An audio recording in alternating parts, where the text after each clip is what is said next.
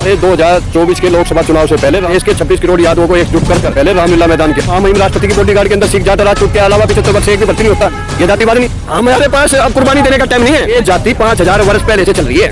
इसको हमारे महापुरुष खत्म नहीं कर पाए, कह दीजिए ना, उसको खत्म करने की भी बात कर दीजिए। एक और ग्रंथ लिख दीजिए रामचरितमानस की।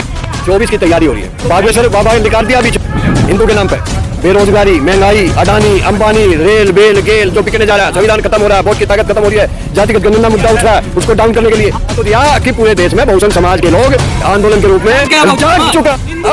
ऐसा है, हिंदू तो कभी कोई था ही नहीं इस देश में जब से सृष्टि का निर्माण हुआ है। हमें गुलाम समझकर, बंधुआ समझकर, और उन्हीं मनुवादी लोगों को रामचरित्र जिन्होंने गठित किया, जिन्होंने जाति बनाई, उन्हीं को तो साथ लेकर चल रहे। जातिगत जनगणना से परेशान है, ये नहीं हो रहा है। ये सब मीडिया दिखा रही है क्योंकि वो पैकेज से डर रही है। 14 से लेकर अब तक जितना मीडिया दिखी है, इतना आज तक 75 साल में कभी नहीं दिखी। आजादी के 75 वर्ष में भी, चाहे वो छोटी लड़ाई हो चाहे वो बड़ी लड़ाई हो, सभी लड़ाइयों के अंदर यादव समाज के जवान वीरों ने सबसे ज्यादा, एक तरफ सभी जातियां और एक तरफ यादव समाज का इतिहास, सबसे ज्यादा शहादत और बलिदान दिया है और सबसे ज्यादा वीर पदक हमारे समाज के नाम है। लेकिन आज तक इतनी पुरानी मांग, इतना शौर्य से भरा हुआ, पराक्रम से भरा हुआ समाज का इतिहास, और आज हमारे कंधे पर सिख जाट गोरखा मराठा लिखा हुआ, तो हमारी मांग है कि भारतीय सेना के अंदर जो जातियों के नाम से, धर्म क्षेत्र के नाम से जो रेजिमेंटें बनी हुई है 26, उन रेजिमेंट की तरह हमारे इतिहास को देखते हुए हाई रेजिमेंट का गठन किया जाए, हमें सम्मान दिया जाए। वरना आज संसद घेराव के माध्यम से माननीय प्रधानमंत्री और रक्षा मंत्री को ज्ञापन दिया गया कि जल्द से जल्द अगर अगले आने वाले संसद के सत्र में अगर हाई रेजिमेंट का गठन नहीं होता है तो अखिल भारतीय यदुवंशी महासभा देश के 26 करोड़ यादवों को एकजुट कर और मार्च महीने में गुजरात के द्वारका धाम से इस यात्रा को शुरू कर आने वाले 2024 के लोकसभा चुनाव से पहले रामलीला मैदान के अंदर 1 करोड़ यादवों को इकट्ठा कर जय यादव माधव हाई रेजिमेंट। मोहन भागवत कह रहे हैं कि जाति और पंडितों ने जाति विहीन समाज चाहते हैं, आप क्या बात कर रहे हैं? ऐसा देखिए, जिन्होंने जाति बनाई वही बोल रहा है कि जाति की बात कर रहा है। आप बताओ जाति कैसे खत्म हो जाएगी? महामहिम राष्ट्रपति की बॉडीगार्ड के अंदर सिख जाट राजपूत के अलावा 75 वर्ष से एक भी भर्ती नहीं होता। ये जातिवाद नहीं है, उसकी बात करिए ना आप उनसे। खत्म करने की कोशिश कर रहे हैं ना? कौन खत्म करने की बात कर रहा है? कितनी पीढ़ियां खप गई, कब खत्म होगा वो? कितने महापुरुष चले गए? हमारे पास अब कुर्बानी देने का टाइम नहीं है। हमें अपने जीते जी अपने बच्चों को हक अधिकार दिलाना, आने वाली पीढ़ी को, और अपने हक अधिकार को बचा कर लेना है। आप जाति विहीन समाज नहीं चाहते कि समाज में जाति रहे ही ना? ये जाति 5000 वर्ष पहले से चल रही है। इसको हमारे महापुरुष खत्म नहीं कर पाए। महापुरुष मैं अकेला खत्म करने से होती तो मैं भी कहता हूँ जाति को खत्म कर दीजिए, खत्म होनी चाहिए जाति। ऐसा मोहन भागवत के, वो भी तो उसी समाज से आते हैं जिनकी बात कर रहे हैं, वो भी तो उसी समाज के है ना। तो इसका मतलब मोहन भागवत जी के समाज ने बनाई ना जातियां? कहते हैं पंडितों ने बनाई है, लेकिन अब खत्म करना है। अरे भाई कौन खत्म करेगा? तो पंडित कह दीजिए ना, उसको खत्म करने की भी बात कर दीजिए। एक और ग्रंथ लिख दीजिए रामचरितमानस की और ग्रंथों की तरह, वो नहीं करेंगे। वो 24 की तैयारी हो रही है। तो आपको क्या लग रहा है? बागेश्वर बाबा ने निकाल दिया बीच में हिंदू के नाम पर, रामचरितमानस के नाम पर बेरोजगारी, महंगाई, अडानी, अंबानी, रेल बेल गेल जो बिकने जा रहा है, संविधान खत्म हो रहा है, वोट की ताकत खत्म हो रही है, जातिगत जनगणना मुद्दा उठ रहा है, उसको डाउन करने के लिए। आखिर भागवत को ऐसे समय पर क्यों कहना पड़ा कि जाति विहीन समाज की स्थापना होनी चाहिए? चाहिए? बता तो दिया कि पूरे देश में बहुजन समाज के लोग आंदोलन के रूप में जाग चुका है। ये कही आपने बात, जाग चुका है, और वो सोने वाला नहीं है। हिंदू जाग गया। ऐसा है, हिंदू तो कभी कोई था ही नहीं इस देश में जब से सृष्टि का निर्माण हुआ है। हिंदू तो था ही नहीं कोई। ये देश सबका है, ये कुर्बानी सबने दी है। आप हिंदू नहीं हो ना? मैं कर्म योगी हूँ, मैं देशभक्त हूँ। लेकिन अखिलेश यादव मैं शूद्र हूँ। अरे अखिलेश को तो बहुत लेट आया शूद्र। अब अखिलेश शूद्र बनना चाह रहे हैं? हमें शूद्र नहीं बनना, हमें सिर्फ कर्म योगी बनते हुए देश के विकास की तरफ कैसे ले जाया जाए, शोषित और वंचितों को कैसे ऊपर लाया जाए, कैसे संविधान बचे, कैसे जातिगत जनगणना होकर, ओबीसी जातिवार जनगणना होकर, कैसे न्यायपालिका राजनीति और आर्थिक रूप से उसको मजबूती मिले। ये लड़ाई हमारी है। क्या बाबा साहब जातिवाद खत्म कर पाए? बाबा साहब ने जीवन खपा दिया, पूरी परिवार खपा दिया, फूले ने खपा दिया, सावित्रीबाई ने खपा दिया, बाबूदेव जगदेव प्रसाद कुशवाहा जी ने, राम मूर्ति शर्मा ने, परियार जी ने। क्या हुआ? जाति खत्म हुई। ये जैसे ओबीसी SC ST के नेताओं की उनकी सरकारें खत्म हुई, जैसे उनको लगने लगा कि अब बड़े फर्जी मुकदमों के तहत तुम्हें फंसाया जा रहा है, वैसे वैसे वो उस रास्ते पे चल रहे हैं जिस रास्ते पे उन्हें 75 वर्ष पहले से चलना चाहिए था, जिनको वो छोड़कर हमें गुलाम समझकर, बंधुआ समझकर, और उन्हीं मनुवादी लोगों को रामचरित्र जिन्होंने गठित किया, जिन्होंने जाति बनाई, उन्हीं को तो साथ लेकर चल रहे थे। आज उनके इर्द गिर्द जो शूद्र बन रहे हैं, उनके इर्द गिर्द कौन है? उनके घर में कौन है? आज क्या बात करते हो आप? देशभक्त हैं, मोदी जी देशभक्त हैं, राष्ट्रवादी हैं। देखिए ये मीडिया बता रही है, देश की जनता इस टाइम जो है महंगाई से, बेरोजगारी से, कोरोना से, संविधान से, ईवीएम से, जातिगत जनगणना से परेशान है। ये नहीं हो रहा है, ये सब मीडिया दिखा रही है, क्योंकि वो पैकेज से डल रही है। 14 से लेकर अब तक जितना मीडिया बिकी है, इतना आज तक 75 साल में कभी नहीं बिकी। ये तो यूट्यूब चैनल आप लोगों के हैं, सोशल मीडिया पर जो सच्चाई दिखा रहे हैं। नहीं तो इस देश के अंदर तो देश का मालिक झूठ बोल रहा है और देश की मीडिया झूठ बोल रही है। सुबह से शाम तक झूठ पे झूठ, झूठ पे झूठ, तो एक दिन वो झूठ ही बन गया। कोरोना के अंदर लाखों आदमी 1-1 हजार किलोमीटर पैदल चलकर मर गए, जब पूरा वर्ल्ड नहीं देख रहा था। क्या हालत होगी देश प्रधानमंत्री के राज में। 56 इंची छीनने की जगह जो है लोग बच्चे दे रहे थे, रास्ते में भूखे मर रहे थे, नंगे पैर चल रहे थे, मौतें हो रही थी उनकी। कहाँ था ये प्रधानमंत्री? देश बचा रहे थे। देश तो बेच रहा।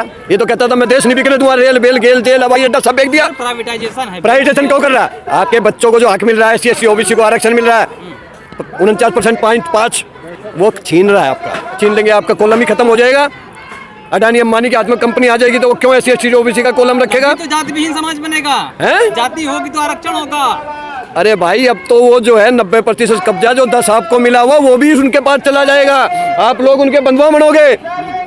ठेकेदारी प्रथा के तहत जो है आज 1 लाख रुपए सैलरी ले रहा है हमारा सरकारी, 60,000 ले रहा, 15,000 में आ जाएगा, कोई सुविधा नहीं मिलेगी।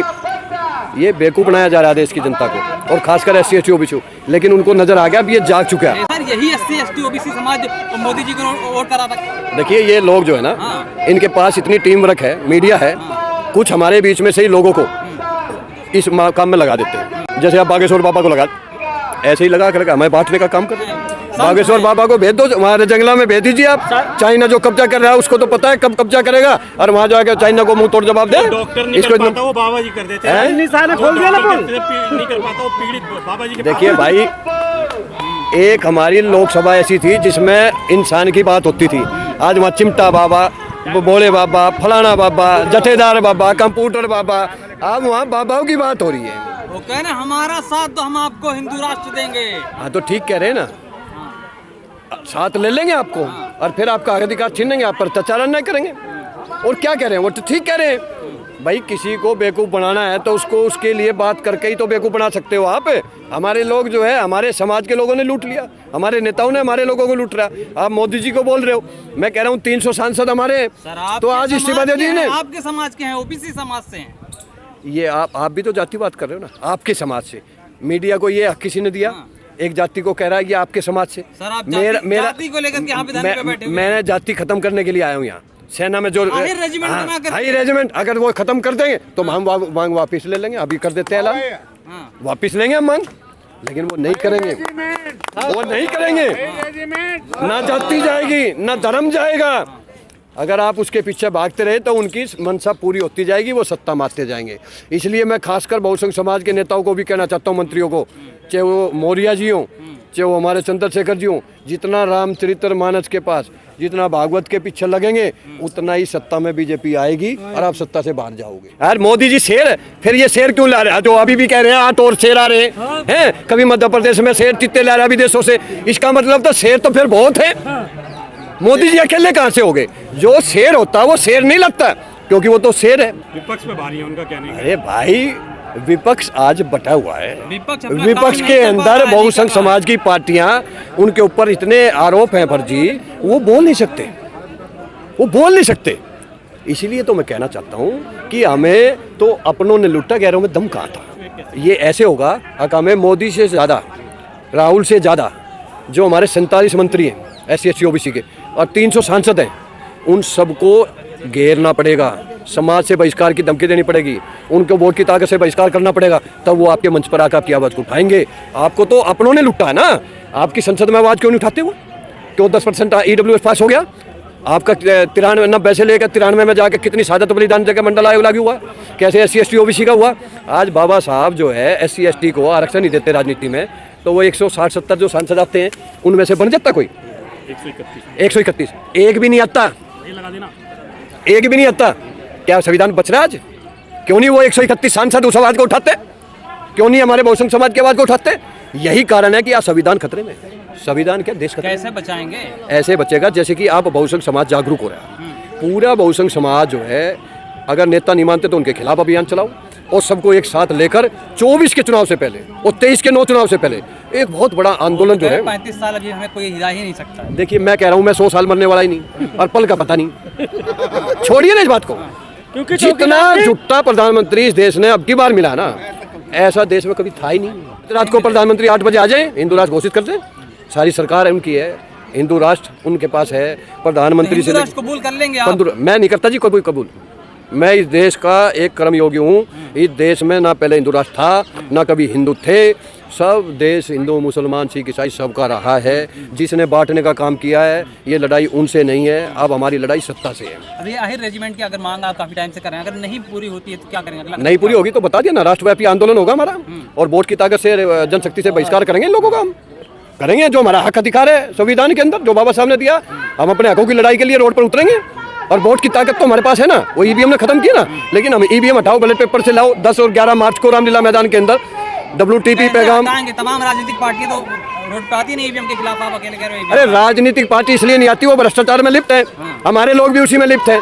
अब वो कुछ भी कहे जाए समाज की, कहीं ना कहीं वो उलझे हुए हैं। अब नए युवा, नए नेतृत्व की जरूरत है और वही लंबी लकीर खींचेगा और वही नए सांसद और MLA मंत्री बनेंगे, वही देश पर राज करेगा। नहीं फेंक सकते हम, ईवीएम भी आ सकती है, जातिगत जनगणना भी हो सकती है, OBC जनगणना भी हो सकती है, लेकिन उसके लिए हमें एकजुट होकर एक मंच पर आने पड़ेगा। ये जाति जनगणना अगर हो जाती है तो क्या ये सत्ता का रास्ता है क्या आपका? देखिए सत्ता का भी रास्ता है, सामाजिक भी रास्ता है, आर्थिक भी रास्ता है और प्राइवेट का भी रास्ता है।